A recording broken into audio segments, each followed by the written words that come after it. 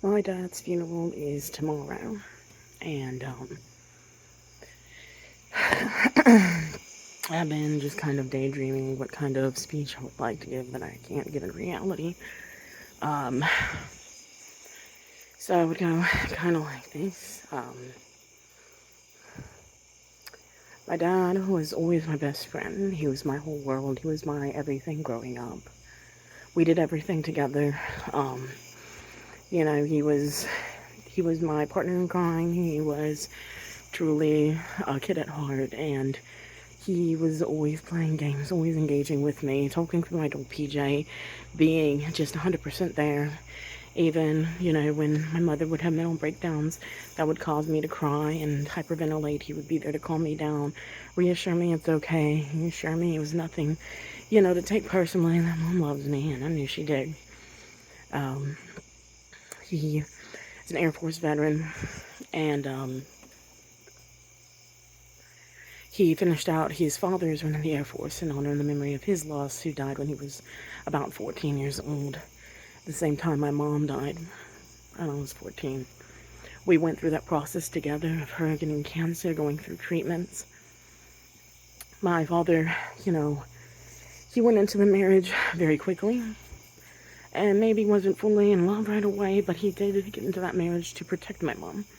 And he valued her as a person, and he grew to love her, and he grew to truly have a place in his heart for her. And I was just that miracle birth that shouldn't have happened, that ended up happening and surviving after they had 2 miscarriages at 7 months. And I was their world. And I felt a lot of pressure from that to be perfect.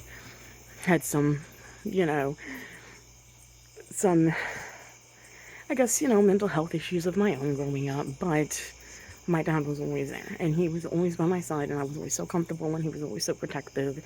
He would talk to me and talk for me, sometimes even when I just couldn't, go and order my own food because of anxiety. He was that type of dad. Even after my mom died, um, he jumped into another marriage fairly quick, but he was always right there by my side, and he, ensured that the woman that he was marrying promised to take care of me and be a mother for me. And even though we may have had our rough patches in the marriage, she has been someone who has been there for me ever since I lost my dad. And when I say lost my dad, I don't mean when he physically died. I mean when he got involved with his third wife. You see, he divorced his second wife after 10 years due to some personal reasons that, I may not agree with, but that was between him and her, and that was nothing to do with me and my dad's relationship or me and my ex-stepmother's relationship. And my ex-stepmother, they adopted a girl in foster care, and I kept close contact, and I considered her my sister still, and it ended up growing the relationship and building that relationship with my ex-stepmother, and she was asked forgiveness, I feel was genuine, and I accept that forgiveness. And we have grown, and she's been a wonderful support for me, and I am not ashamed of that relationship, even though their family may think that she's, a terrible person. I understand where they're coming from what she did to my dad in regards to the divorce situation, but I am not one to be judgmental. I am one to say, if they have not done anything to treat me personally wrong, I will still respect them as a human being and treat with that respect that they treat me. And I was able to continue to build a stronger relationship with her during some of the most tough years of my life. And these years were when my father fairly quickly started dating and then ended up remarrying again to a woman who, like most he married, the other two, was a controlling woman. But this woman was more than just controlling. She had mental health issues, and she was very jealous of my presence in my father's life. She wanted my father's full attention. She wanted my father's everything, right? She wanted him under her thumb in full control. So, my father not only took care of her with her disability from mental health diagnoses, but he also allowed her to control him because he was just a very passive person, but in the most peacekeeping, gentle soul sort of way. And it got to the point when they were monitoring phone calls, or she was monitoring his phone calls and refusing to let him text me. And he had to run down the road to walk his dog to just be able to talk to me for a couple minutes freely on the phone. When he used to talk to me when I was in college before this marriage, every single morning he would call to wake, make sure I woke up on time for class. And then we talk again later in the day. So to have someone who was so much 100% of my life stripped away, in a sense, and not understanding why at first, because I didn't really know this woman and I didn't understand, I went into a psychotic breakdown, ended up self-harming, and had to be impatient. And I had this idea that, like, for some reason my dad just didn't like me anymore, which I knew wasn't true, but there was something going on that didn't make sense, and I was trying to rationalize it. Well, one day I bought Les Miserables tickets because it was something that we were always promised to go see together. And his wife freaked out. It was his birthday gift. 2 tickets, one for me and him to go. It was a dream we always had. We were going to see it live, not the movie. Right? This was right when the movie was coming out. She had to have a ticket right next to him. She had to go. She had to be there. She was not going to let it happen. I tried to fight that battle. My dad tried to convince her to his capacity that he was able to. And finally, I just gave up in the argument and said, just take my ticket and go with her. So that way this can just stop. Because I'm not someone who likes to create tension, arguments either.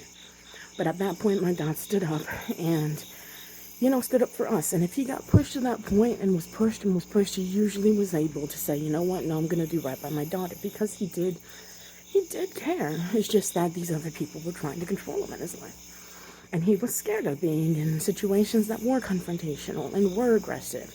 He didn't like it. I mean, he never liked it with my mom either. So,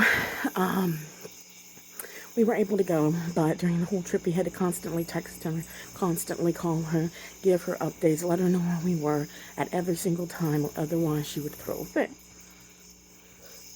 And so in the car ride, I started getting a better idea at what the relationship was like. And the relationship was that she was highly jealous of me from my own father's mouth, that she did not like the idea of him contacting me, and that it made her very jealous and very angry, and she was very quick to start screaming. Right from my father's mouth, he said these things. And it made him feel uncomfortable, and he always tries to keep the peace.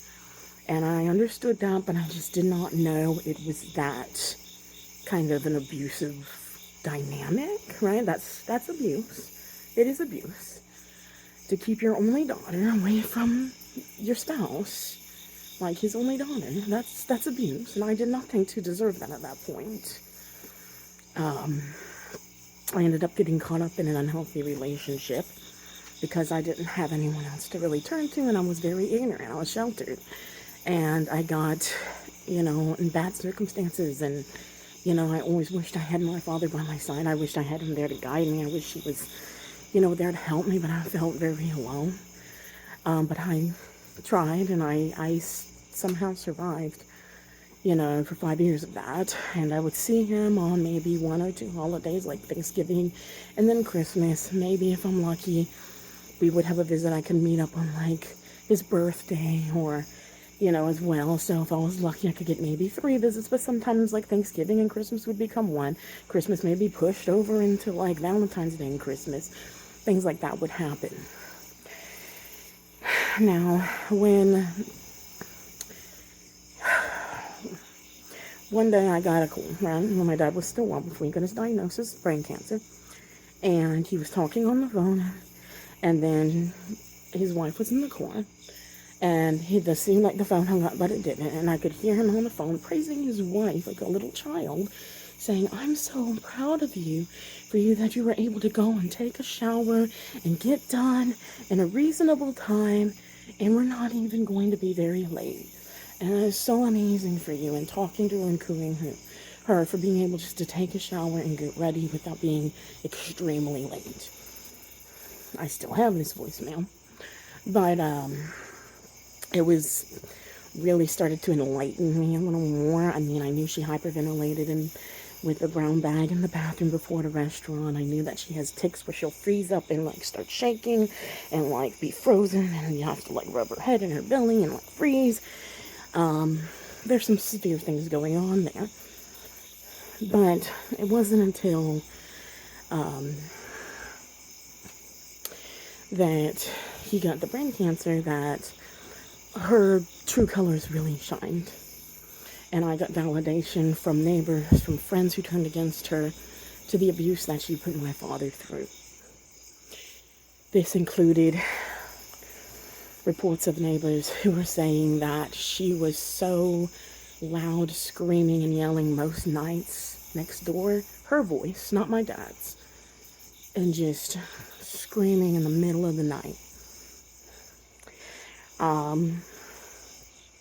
And it was concerning to them, but they never called police, I guess. I don't know. But they said that they would go to court if I needed to try to fight to get guardianship of my dad. There was another neighbor who had actually been a great help when I was trying to get guardianship, but unfortunately it never really worked out because lawyers said he was going to die too soon, that nothing would really fall into place, right, in time for it to be worth the money. But in all reality, he was given to, just a few months, and he lived a good year over that. And, if I knew that back in time, it would have been worth it probably. But the lawyers kept saying no. But my dad, he was always so optimistic and positive, and I think that really kept him going. One of the best friends of his wife actually helped to come take care of my dad. But she witnessed a lot of her being very abusive and snappy and just not able to handle the stress, not able to handle the caretaking. I started getting reports of all these falls constantly, and it was very concerning. And when we started going over to the house, because she finally allowed that to happen a few days, she mentioned one of the days that he's fallen so many times that she's scared to call the police again because she feels like they will arrest her for the abuse. Which isn't true, but that's very concerning to hear a comment like that. His whole body was blackened and bruised. And he was getting infections up in his arm where the skin was just peeling off, and it wasn't being treated, and it was getting swollen and infected. And I finally decided that I needed to do something, so I contacted his doctors and I said, hey, I'm really concerned about my dad. Apparently he's been falling all the time. His wife's scared that if she keeps reporting the falls, that she's gonna get arrested. She said this to me face to face. And I'm really concerned about his health because I feel like he's having trouble walking because he's constantly falling, and he needs support, and he needs to let his body heal, and he's not getting that, and he doesn't have the support. And me and my boyfriend Ben were always ready to take him in from day one. My boyfriend could lift him up like a bride in his arms easily. He felt safe with my boyfriend if he was walking him from place to place, sitting him down, carrying him. That was his security. When he wasn't there, the bathroom was PTSD for falls, and he was terrified. He was terrified to get up and stand at all, or transition, or move, because when it was just his wife, she could not do it. She was not capable. So they were very concerned at the doctor's office and immediately took him into the hospital that night. Well, this infuriated his wife because of the accusations I made, right? Which were based in truth. From firsthand just seeing it happen. And they could get the police reports and see, and they did. Caseworkers did. And I had a video of this instance where he had fallen earlier on. And this started the guardianship process even before that, where she left him. She took a goiter belt, she fell down the stairs taking out garbage, which she had no need to be doing. She took a goiter belt and wrapped it around it and yanked him off the ground and hoisted him inside, where he collapsed from the chair, the sofa, onto the floor. And she left him laying there unable to move because he was in so agonizing pain all night long, and threw his phone to where it fell between the couch cushions out of reach, where he's told me on video and to my face